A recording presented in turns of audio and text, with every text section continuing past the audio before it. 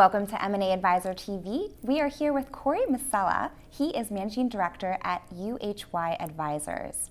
Thanks so much, Corey, for coming in. Well, thank you. Thank you for having me. And you led our panel earlier, one of our moderators of many different people who have coverage of many different sectors. Yes, and they were excellent, and you're only as good as your panelists on the panel. Well, So, yes. I'm sure you were very good, and they were very good too. Yes.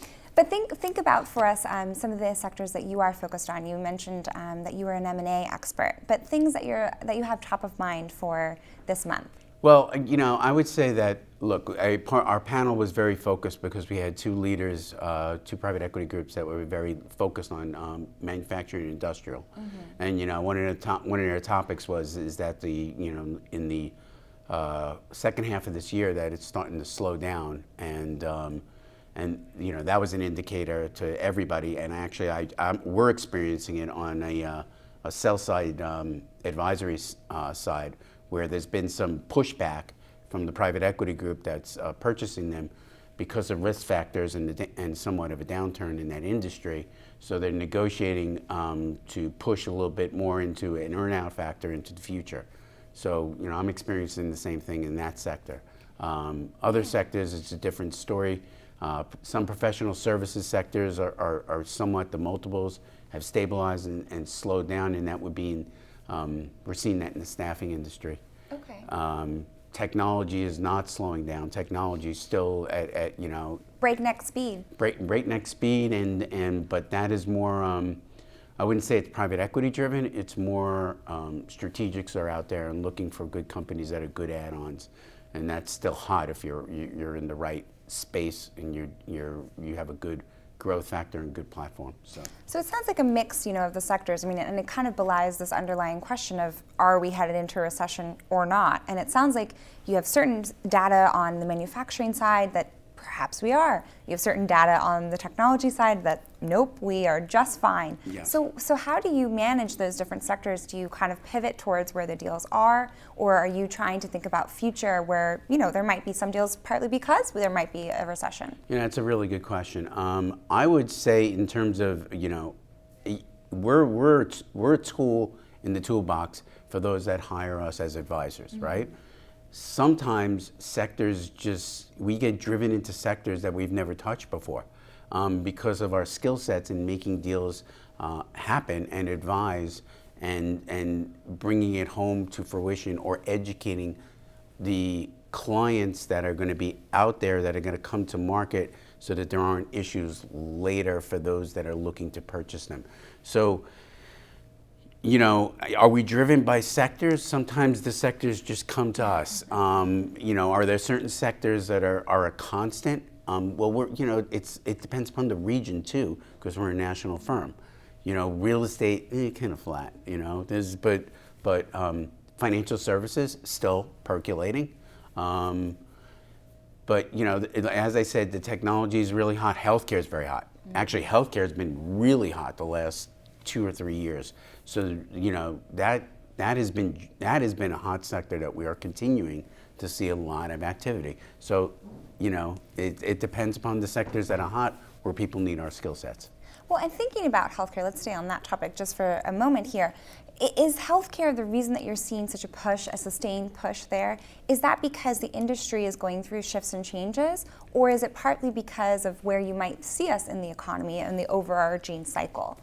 I would say that it's an industry with, again, a lot of regulation, and the regulation kind of drives part of it in the profitability and the margins being squeezed from the top down, meaning the government.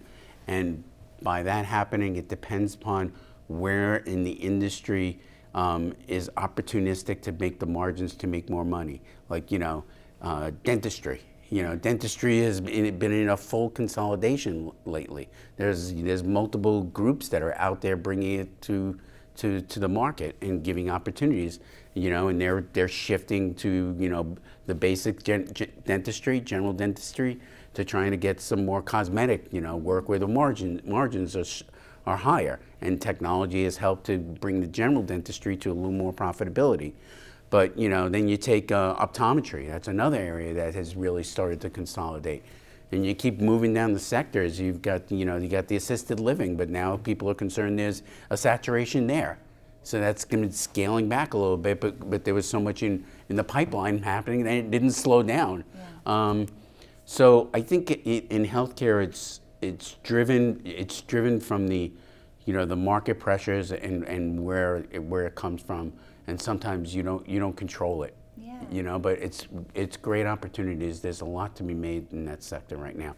And then the last part, in the healthcare sector, you've got the technology aspect. I was going to say, because earlier we talked about some technology pieces, so it seems like both feed each other. I mean, you're mentioning all these sub-industries of healthcare that have been affected, and the margin's been improved by technology. Right, and then you go into the medical billing side, and in medical billing side, it's starting to squeeze, and those who have better technological platforms, it's starting to, come out of that. And then there are those that, and then we can go into life sciences. And life sciences is another sector that has, again, been very hot. And a lot of money's been deployed there. Well, and bringing it up just a notch, I guess, thinking about more of these sectors overall that we talked about earlier, when you look into 2020, because I'm going to ask you for some predictions here, what do you think, Corey? Is it something that the same sectors will be hot, or do you see some others emergent? Look, I think that just a personal opinion. A personal opinion is it would be great to flush and get the downturn over with. Yeah. But How so? Because it's a natural economic cycle that has to happen. Going back to the finance days, but you haven't seen it. It has to happen, and it's got the uncertainty out there that everybody's. So it would take away that uncertainty. It would take away the uncertainty, and everybody would move on. However, you've got a political year coming up, and someone was mentioning that during political years, there usually isn't a downturn. Look at the stock market right now. When this is published, it may be down for all we know, but we're breaking highs. Right. And meanwhile, industries are stabilizing. There's nothing moving up. So I think that, I've heard that the financial services sector is slowing down, and that may start to come down a little bit. We mentioned manufacturers, industrials. That will start to come down. And retail, we all know, is struggling unless you got the big distribution stores out there.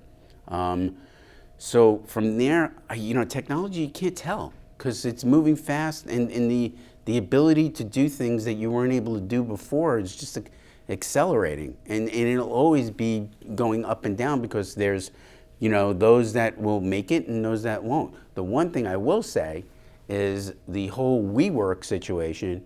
And what happened with that was a blessing because, in the public markets, maybe it'll start to, less will come to the markets. That's not going to be something that will be able to ramp back up. Yeah. I would say that is one thing that I would say will definitely trend into 2020, that it's going to be those that are coming to market will be stronger technological and healthier platforms.